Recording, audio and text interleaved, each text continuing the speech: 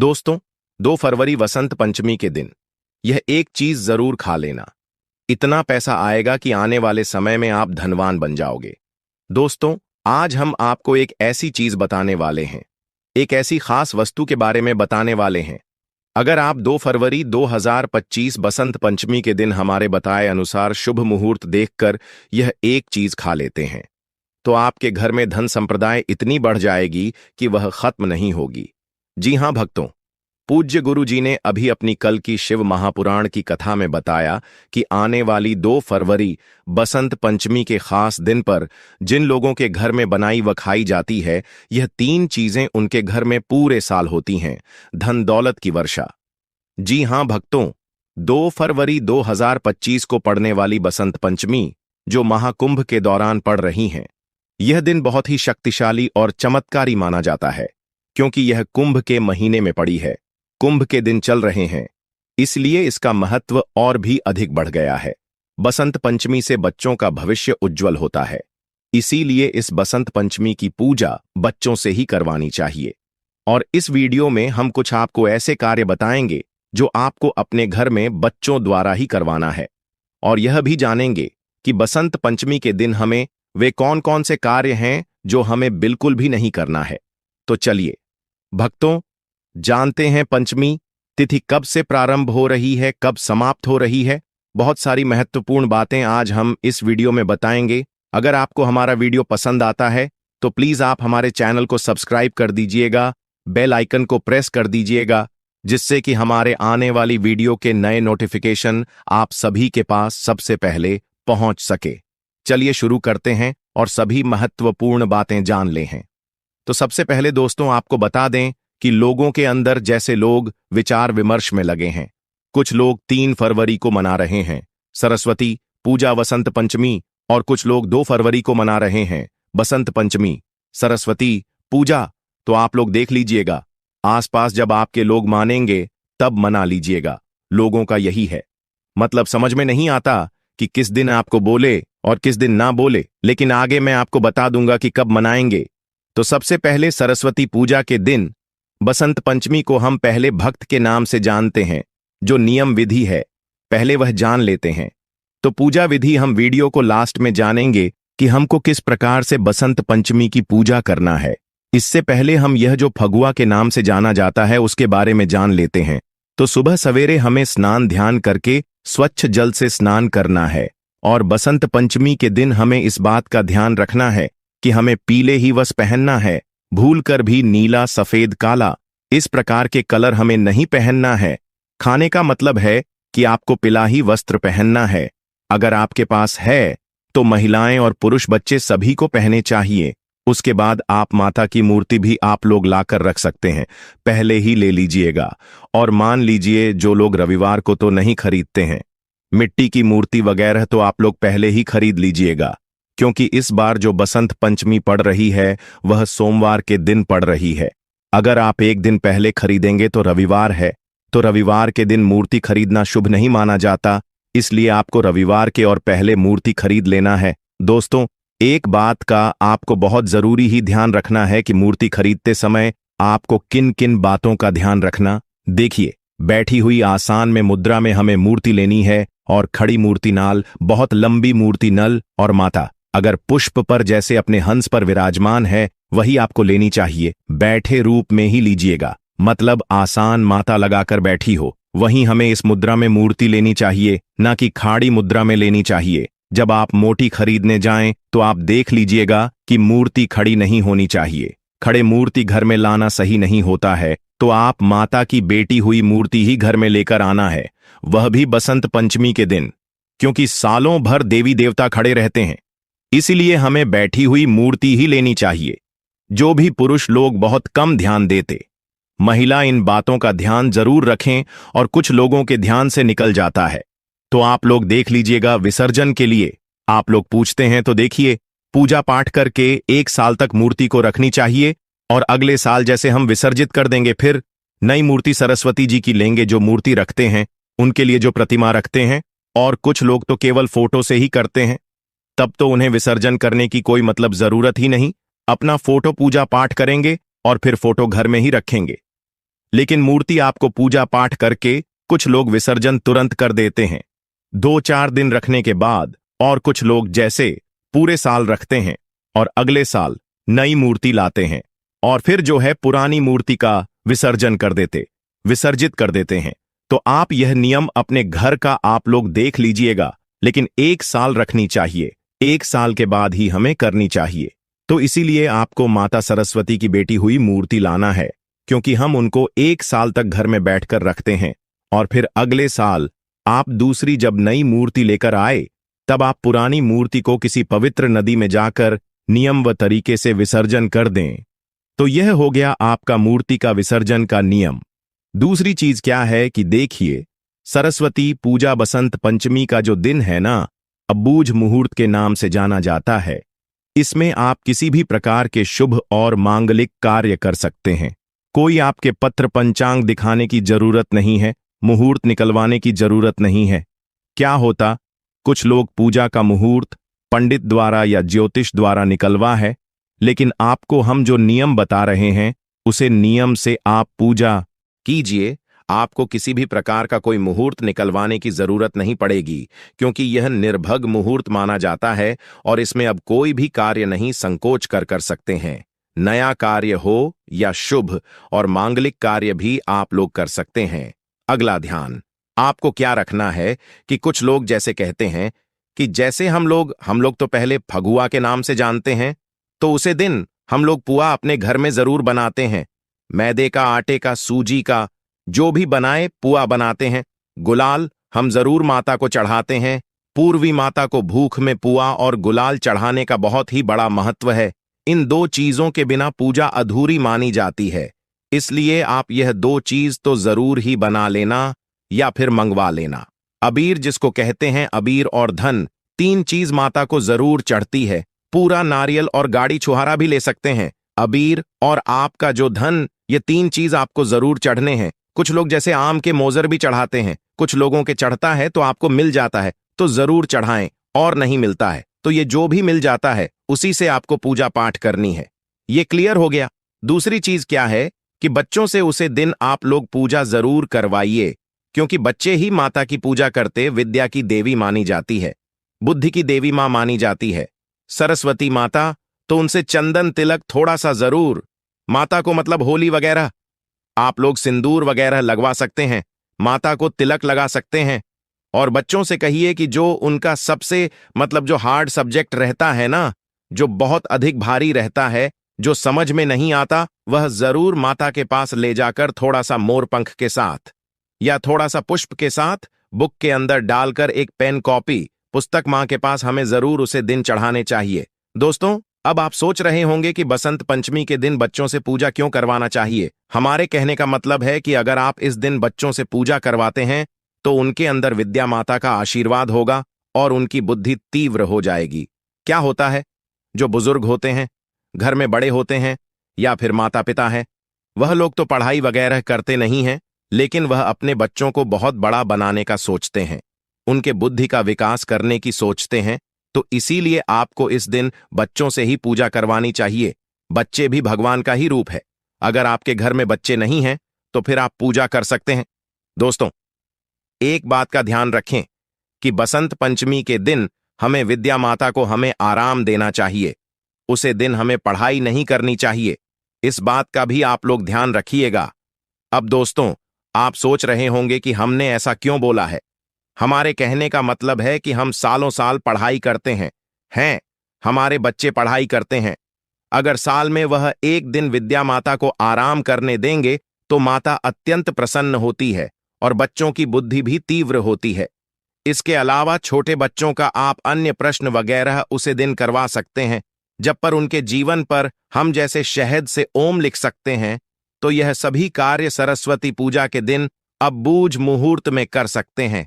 किसी पंचांग की जरूरत नहीं है और बच्चों से आप लोग पूजा पाठ करवाकर वह वहां पर पुस्तक रखवा दीजिएगा। दोस्तों, थोड़ा सा आप ध्यान रखिएगा कि बसंत पंचमी के दिन आप अपने बच्चों को डांटे वगैरह ना और उन्हें पढ़ने के लिए ना बोले। जब साल में एक ही दिन ऐसा रहेगा कि आप अपने बच्चों को पढ़ाई के लिए मना करेंगे, इसकी जगह आप उसे दिन उनको कुछ और नया सीखने का सोचिए। हिंदू धर्म में बहुत से त्योहार आते हैं, लेकिन यह बसंत पंचमी साल में एक ही बार आती है, जो कि विद्या माता के लिए होती है। सरस्वती माता, उसे दिन आराम करने दीजिए। जैसे हम लोग थक जाते हैं और आराम करते हैं, उसी प्रकार से हमें विद्या माता को भी आराम करने देना चाहिए। उसके अलावा आप बच्चों को कोई मनोरंजन खेल खिला सकते हैं, उनके पसंदीदा पकवान बनवा सकते हैं, लेकिन उसे दिन पुस्तक को आराम देना चाहिए। विद्या माता को उसे दिन हमें पढ़ने नहीं चाहिए। बच्चों को इस बात का आप लोग ध्यान दिला दें। अगला आप लोगों का एक प्रश्न रहता है कि जैसे कि बच्चे का अगर एग्जाम है, परीक्षा है, तो वह बच्चे कैसे नहीं पढ़ेंगे। तो ठीक है, आप लोग माता से माफी मांग लीजिएगा, पहले चढ़ा दीजिएगा अपनी पुस्तक को, अपने कॉपी को, अपने पेन को, और उसके बाद माफी मांगकर आप लोग फिर उसे पुस्तक को उठाकर पढ़ेगा। क्या कीजिएगा, मजबूरी में जो कार्य करना पड़ जाता है उसे हमें करनी ही चाहिए। बाकी अगर बचाने लायक है तो उसे दिन विद्यार्थी देवी माता को, हमें विद्या माता को आराम देनी चाहिए, मतलब पढ़ने नहीं चाहिए। बच्चे पूजा पाठ करते हैं, एंजॉय करते हैं, पूरा पकवान कहते हैं, पंडालों में जाते हैं, घूमते फिरते हैं, और सभी को पीला वस्त्र उसी से मिलता जुलता जरूर पहनी है। तो यह सभी कार्य हो गया। सरस्वती पूजा में यही सब कार्य किया जाता है। ध्यान से एक एक बातें आप लोग नोट कर लीजिएगा और यह या तो याद रखिएगा। और इससे पहले दोस्तों, अगर आपको हमारा वीडियो पसंद आता है तो चैनल को पक्का सब्सक्राइब कर दीजिएगा और वीडियो को लाइक कर दीजिएगा, क्योंकि आपकी एक छोटी सी लाइफ से हमें बहुत अधिक प्रेरणा मिलती है और हमारा वीडियो बनाने का मनोबल बढ़ता है। तो जरूर कीजिएगा। ये क्लियर हो गया। पाठ कैसे करें? तो कोई बात नहीं, ये जो पूजा है ना, ये बच्चों की ही पूजा है। तो अगर आपके बच्चे हैं तो उनको पूजा करो, उनसे करवा लीजिए और रेडीमेड चीजों का प्रयोग कीजिए। आप कोई भोग प्रसाद पूरा वगैरह ना बनाएं, घर में खाने पीने के लिए बना सकते हैं, क्योंकि बसंत पंचमी का दिन है और यह व्रत है ना। माघ महीने के शुक्ल पक्ष की पंचमी तिथि के दिन हम सरस्वती पूजा वसंत पंचमी का त्योहार मनाते हैं। आप लोग अपने घर परिवार के लिए पूरा वगैरह बना सकते हैं। पंचमी के दिन अगर आप पीरियड्स में हैं तो माता को ना चढ़ाएं। बाकी आप पर रेडीमेड चीज, फल फ्रूट माता को चढ़ा सकती है, लड्डू वगैरह का भोग लगा सकती है। और एक चीज जो माता को हमें जरूर भोग में लगानी चाहिए, और वह फल क्या है? बेर सरस्वती पूजा में बहुत अधिक महत्वपूर्ण है। सरस्वती माता को बेर बहुत अधिक प्रिय है, इसलिए उसे दिन आपको बेर का भोग जरूर ही लगाना चाहिए, जितना कि गणेश चौथ में महत्वपूर्ण है। ना भोग में चढ़ाना भगवान को उतना ही महत्वपूर्ण है। सरस्वती पूजा में बेर का होना तो अगर आपको मिल जाता है, आसानी से कोई भी वर 2-4 ही लाइए केवल पूजा के लिए, लेकिन जरूर लेगा। बाकी फल साइड से आप लोग रख सकते हैं, लेकिन बेर के बिना माता की पूजा अधूरी मानी जाती है। तो जरूर हमें बेर चढ़ाने चाहिए सरस्वती माता को। और बाकी अब साइड से धन हो गया, आम का मौजर हो गया, या और भी जो फल फ्रूट, कला से संतरा आप चाहे तो चढ़ा सकते हैं। पीला आसान से हमें माता को विराजमान करनी है, पीला कपड़ा उठानी है और पीले चीजों का ही प्रयोग करनी है। खुद भी पहनना है।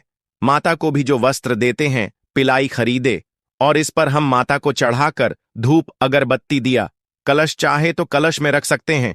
ये सभी चीजों के साथ, फ्रूट के साथ, सिंदूर चंदन के तिलक के साथ, सिंदूर तिलक के साथ हम माता की पूजा करेंगे, आरती करेंगे। और इस विधि से हम सरस्वती माता को प्रसन्न करना चाहते हैं, पूरा वगैरह चढ़ाते हैं।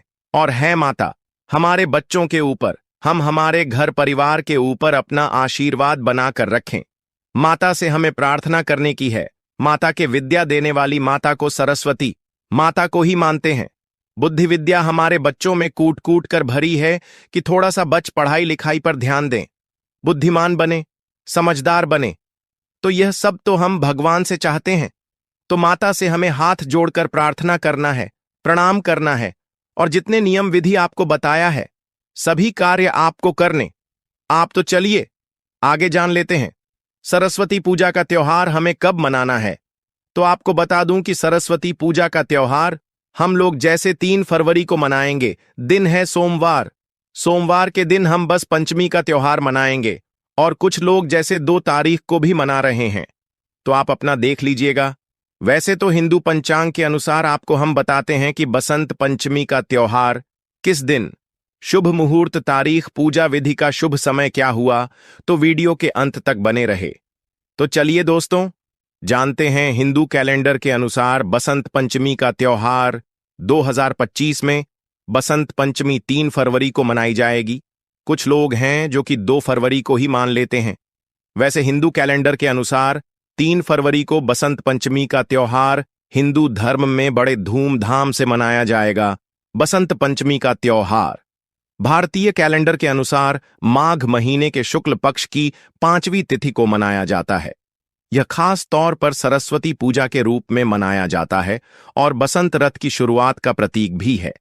इस दिन लोग विशेष रूप से विद्या की देवी सरस्वती की पूजा करते हैं और पीले रंग के कपड़े पहनने की परंपरा है जो बसंत रथ के रंग को दर्शाता है, और यह दिन विशेष रूप से सरस्वती पूजा के रूप में मनाया जाता है। सरस्वती पूजा का उद्देश्य विद्या, ज्ञान और कला की देवी सरस्वती की पूजा करना होता है। तो दोस्तों, वीडियो में आगे बढ़ने से पहले कमेंट बॉक्स में सच्चे दिल से लिखें जय मां सरस्वती। तो चलिए दोस्तों, आप जानते हैं कि बसंत पंचमी की पूजा विधि क्या होनी चाहिए, हमें किस प्रकार से बसंत पंचमी की पूजा करनी है, ये सब हम आपको बड़ी से बताएंगे। तो वीडियो के अंत तक बन रहे हैं ना? तो चलिए दोस्तों, जानते हैं। नंबर 1 है साफ सफाई। पूजा स्थल को अच्छी तरह से साफ करें। घर के मंदिर या पूजा स्थल को स्वच्छ करें। उस स्थान को साफ करें जिस स्थान पर आप माता सरस्वती जी की पूजा करेंगे। इसके बाद आपको क्या करना है कि इस दिन पीले रंग के वस्त्र पहनने की पर है, क्योंकि पीला रंग बसंत राठू का प्रतीक है। इसलिए हमें पसंद हेतु का स्वागत पीले वस्त्र पहनकर करना चाहिए। पीले वस्त्र आपको आसानी से उपलब्ध हो जाएंगे या फिर आपके पास पहले से ही होंगे। जरूरी नहीं कि आप उसे दिन नहीं, बस 3 पहने। आप पुराने जो वस्त्र हैं उनको साफ करके स्त्री वगैरह करके पहन सकते हैं। आसन की व्यवस्था, पूजा के लिए साफ और पवित्र आसन बिछाए। खास तौर पर पीले या सफेद रंग के आसन का उपयोग किया जाता है। पवित्रता, स्नान करने के बाद शुद्ध होकर पूजा करें। तो दोस्तों, इस दिन आपको पवित्रता का विशेष रूप से ध्यान रखना है। नंबर 2 है पूजा सामग्री। पूजा के लिए निम्नलिखित सामग्री की आवश्यकता होती है। पूजा सामग्री का विशेष महत्व, बिना पूजा सामग्री के पूजा सफल नहीं होती है। तो चलिए दोस्तों, जानते हैं कि बसंत पंचमी के दिन हम ऐसी कौन सी सामग्री है जिससे हमारी पूजा सफल हो जाए। सरस्वती की मूर्ति या चित्र। यदि मूर्ति नहीं है तो चित्र भी हो सकता है, तो आपको मूर्ति जरूर ही ले लेनी है। बस मूर्ति लेते समय आप थोड़ा सा ध्यान रखें कि मूर्ति बैठी हुई अवस्था में होनी चाहिए। सरस्वती माता की खड़ी मूर्ति आपको पूजा में नहीं लेना है, यह हम आपको पहले ही बता चुके हैं। लेकिन आप एक बार फिर जान लीजिए कि बैठी हुई अवस्था में ही हमको मूर्ति लेना है। पीला फूल आपको पी फूल ही पूजा में उपयोग करना चाहिए। पीले फूल आपको आसानी से मार्केट में मिल जाएंगे। हो सके तो आप ताजा फूल ही पूजा में उपयोग करें, जैसे कि चमेली, सूरजमुखी या अन्य पीले रंग के फूल पूजा में आपको लेना है। सुपारी और लौंग, चंदन का पेस्ट, दीपक, घी या तेल का दीपक। दोस्तों, आपको बताने कि पूजा में दीपक का विशेष महत्व होता है। बिना दीपक के कोई पूजा प्रारंभ नहीं होती है, क्योंकि दीपक ही अंधकार में उजाले का प्रतीक है। इसलिए आप एक घी का या फिर आप तेल का दीपक जरूर ही पूजा में ले लीजिए और उसकी जलाइज अक्षत, चूड़े या चावल। इसके बाद आपको क्या करना है कि रोली या गुमसुम से एक अक्षत बना लेना है, पंखा या टोली। सरस्वती माता के पूजन के लिए एक पंखा या टोली आपको लेकर रख लेना है। उसके बाद आपको नवधान्य, इसका मतलब होता है कि 9 प्रकार के अनाज, आपको पूजा में 9 प्रकार के अनाज ले लेना है और उन्हें आप पूजा स्थान पर अलग अलग कटोरियां में या फिर एक फाटे पर रख लें। 9 प्रकार के अनाज में आप मक्का, ज्वार, गेहूं, चना आदि के 9 अनाज ले लें। इसके बाद आपको क्या करना है, फल, पूजा में फल का विशेष महत्व होता है, तो आप फल ले लीजिए और हो सके तो आप पीले ही फल लेकर आए, जैसे कि संतरा है, पपीता है। इसके अलावा आप केला, अंगूर, अमरूद आदि फलों का उपयोग करना है। अब आपको क्या करना है, धूप, अगरबत्ती ले लेना है और उनको जलाकर पूजा के स्थान पर रख देना है, क्योंकि बिना धूप अगरबत्ती के पूजा सफल नहीं मानी जाती है। धूप दिखाएं, अगरबत्ती दिखाएं, दीप जलाएं, ये सब नॉर्मल सी कुछ सामग्री हैं जो आपको पूजा से पहले लेकर व्यवस्थित कर लेना है। इसके बाद आपको पानी का एक कलश लेना है उसे क्लास में स्वच्छ जल भरें, उसके ऊपर आम के पत्ते लगे और एक नारियल उसके ऊपर रख लें। तो इस प्रकार से हमारा कलश तैयार हो जाएगा। तो है जो हमारी सामग्री है, जो कि हमें सरस्वती माता की पूजा के लिए हमें पहले से ही रख लेना है। इसके अलावा आप अपने घर में जो पढ़ने वाले बच्चे हैं, उनकी कुछ पुस्तक और सरस्वती माता की वीणा हो सके तो वीणा जरूर ही आप पूजा के स्थान पर रख लें। तो दोस्तों, यह थी पूजा की कुछ सामग्री जो आपको पूजा के समय लेना है। तो अब हम आपको पूजा विधि बताते हैं कि आपको पूजा किस प्रकार से करना है। तो चलिए दोस्तों, जानते हैं, हम आपको पूजा विधि बारी बारी से समझते हैं। नंबर 1, आपको स्थापना और आह्वान। सबसे पहले सरस्वती माता की मूर्ति या चित्र को अपने पूजा स्थल पर स्थापित करें।